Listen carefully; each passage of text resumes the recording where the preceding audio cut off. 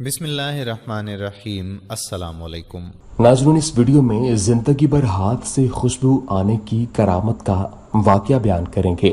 ایک بزرگ کہتے ہیں کہ میں نے 1 سال حج کیا اور اس سال سخت گرمی تھی، لو چلتی تھی۔ ایک دن جب میں ملک حجاز کے وسط میں تھا، قافلہ سے جدا ہو کر کچھ دیر تک سو رہا، اچانک ایک شخص سامنے آیا۔ میں جلدی کر کے اس سے ملا۔ وہ ایک کم سن بے ریش لڑکا تھا، گویا کہ وہ 14ویں کا چاند تھا۔ دوپہر کا آفتاب تاباں، نازک کرشمے کے انداز اس سے ظاہر تھے۔ میں نے کہا، صاحبزادے السلام علیکم۔ جواب دیا، وعلیکم السلام ورحمۃ اللہ۔ اے ابراہیم، مجھے سخت تعجب ہوا اور اس حال پر شک گزرا، مجھ سے ضبط نہ ہو سکا، اور میں نے کہا، سبحان اللہ، تو نے مجھے کیسے پہچانا؟ حالانکہ اس سے پہلے کبھی نہ تو ہم ملے ہیں، نہ ہی ایک دوسرے کو دیکھا ہے۔ کہا، اے ابراہیم، جب سے میں نے پہچانا جاہل نہ ہوا، اور جس وقت سے ملا جدا نہ ہوا۔ پھر میں نے کہا، تو اس بیابان میں اور ایسی سخت سردی کے موسم میں کیوں آیا؟ جواب دیا، ابراہیم، میں نے بجوز اس کے کسی سے دوستی نہیں کی اور نہ کسی کے ساتھ ہوا، اور میں ہمتاً سب سے الگ ہو کر اسی کی طرف جا رہا ہوں۔ اسی کے معبود ہونے کا اقرار ہے۔ میں نے پوچھا، کھانا پینا کہاں سے ملتا ہے؟ جواب دیا، میرا دوست ضامن ہے۔ میں نے کہا، خدا کی قسم، مجھ کو گرمی کی شدت اور موسم کی حرارت سے تیری جان کا خوف ہے۔ اس نے جواب دیا اور آنکھوں اور رخساروں سے موتیوں کی لڑیاں بہائیں اور چند اشعار پڑے، جن کا مطلب یہ ہے، اے شخص، تو مجھے راہ سختی کے سفر سے ڈراتا ہے، حالانکہ میں تو اپنے دوست کے پاس جا رہا ہوں۔ مجھے کھٹکے میں ڈالتی ہے اور شوق ابھارے ہوئے لیے جاتا ہے۔ بھلا خدا کا دوست بھی کسی انسان سے ڈرا ہے؟ بھوک میں ذکر الہی اس کا پیٹ بھرتا ہے اور خدا کے شکر سے اس کی پیاس بجھتی ہے۔ میں ضعیف و ناتواں ہوں تو کیا ہوا؟ آخر اس کا عشق مجھے حجاز سے خراسان تک اٹھا لے جائے گا۔ کیا اس وقت مجھے چھوٹا جان کر حقیر سمجھتا ہے؟ تو میری ملامت سے باز آ، جو کچھ گزرے گزرنے دے۔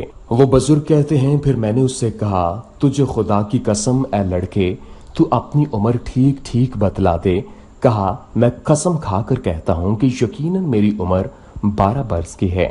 پھر کہا، اے ابراہیم، کیا وجہ ہے جو تو نے میری عمر پوچھی؟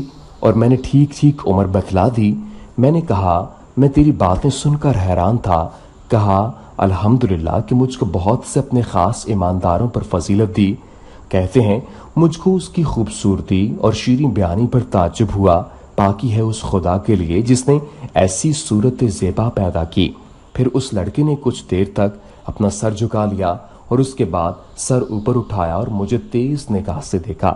پھر کہا، اے ابراہیم، دراصل جدا وہ ہے جسے دوست چھوڑ دے، اور ملنے والا وہ ہے جس نے خدا کی فرما برداری میں حصہ لیا۔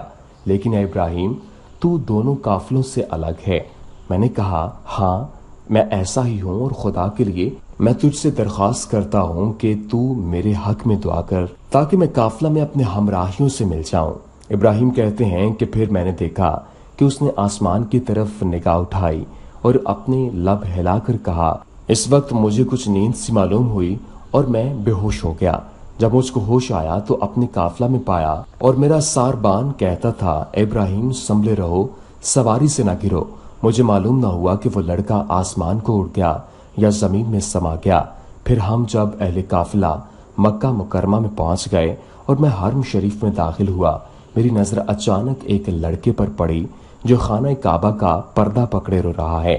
اس کے بعد وہ خود بخود سجدہ میں گر پڑا اور میں دیکھتا ہی رہا۔ پھر میں اس کے پاس آیا اور اس کو ہلایا تو وہ جاں بحق ہو چکا تھا۔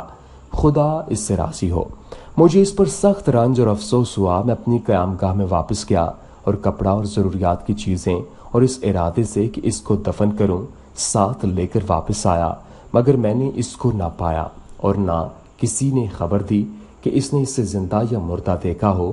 تو میں نے جان لیا کہ وہ لوگوں کی آنکھوں سے پوشیدہ کیا گیا ہے اور میری سوا کسی نے اسے نہیں دیکھا۔ میں اپنے مکان پر واپس آیا اور کچھ دیر سویا۔ اس کے بعد خواب میں اسے دیکھا، ایک بڑی جماعت میں سب سے اول سردار، نہایت بیش بہا نورانی پوشاک پہنے ہوئے، جس کی ثنا و صفت بیان میں نہیں آ سکتی۔ میں نے اس سے پوچھا، کیا تو ہمارا دوست نہیں؟ کہا، ہاں۔ پھر میں نے کہا کیا تم مرا نہیں؟ کہا ہاں یہ درست ہے۔ میں نے کہا خدا کی قسم تجھ کو دفن کرنے کے لیے میں نے بہت تلاش کیا اور چاہا کہ تیرے جنازہ کی نماز پڑھوں۔ کہا اے ابراہیم تو جان لے کہ جس نے مجھے شہر سے نکالا اور اپنی محبت کا شائع کیا اور میرے گھر والوں سے جدا کر کے مسافر بنایا، اسی نے مجھے کفن دیا اور جو حاجت مجھے تھی پوری کی۔ میں نے کہا خدا کریم نے تیرے ساتھ کیا معاملہ کیا؟ کہا مجھے اپنے روبرو کھڑا کیا اور فرمایا تیری کیا مراد ہے؟ میں نے عرض کیا خدا بندہ تو ہی میری مراد اور آرزو ہے۔ پھر فرمایا تو میرا سچا بندہ ہے اور تیرے لیے میرے پاس یہ ہے کہ جو کچھ تو چاہے تجھ سے نہ چھپاؤں۔ پھر میں نے عرض کیا میں چاہتا ہوں کہ جس زمانہ میں ہوں ان لوگوں کے حق میں میری سفارش قبول فرما۔ حکم ہوا، میں نے سفارش منظور کی۔ حضرت ابراہیم رحمۃ اللہ علیہ فرماتے ہیں پھر اس لڑکے نے مجھ سے عالم خواب میں مصافحہ کیا۔ اس کے بعد میں اٹھا اور صبح کو اٹھ کر جو کچھ میرے ذمہ ارکان حج واجب تھے ادا کیے، مگر میرے دل کو کسی طرح قرار نہ تھا۔ اس لڑکے کی یاد اور غم و افسوس ہر وقت تھا۔ پھر میں تمام حاجیوں کے ہمراہ واپس ہوا۔ راستے کے دوران ہر شخص یہی کہتا تھا اے ابراہیم تیرے ہاتھ کی خوشبو سے سب لوگ حیران ہیں۔ راوی کہتا ہے کہ حضرت ابراہیم کے ہاتھ سے وہ خوشبو ان کی زندگی بھر آتی رہی۔ اس تمام تر واقعے سے ہمیں حاصل کیا ہوا؟ ناظرین اندازہ کیجئے کہ اہل اللہ لوگوں کی کیسی عظیم شان ہوتے ہیں۔ سچ ہے اللہ ہی کی محبت کام آئے گی۔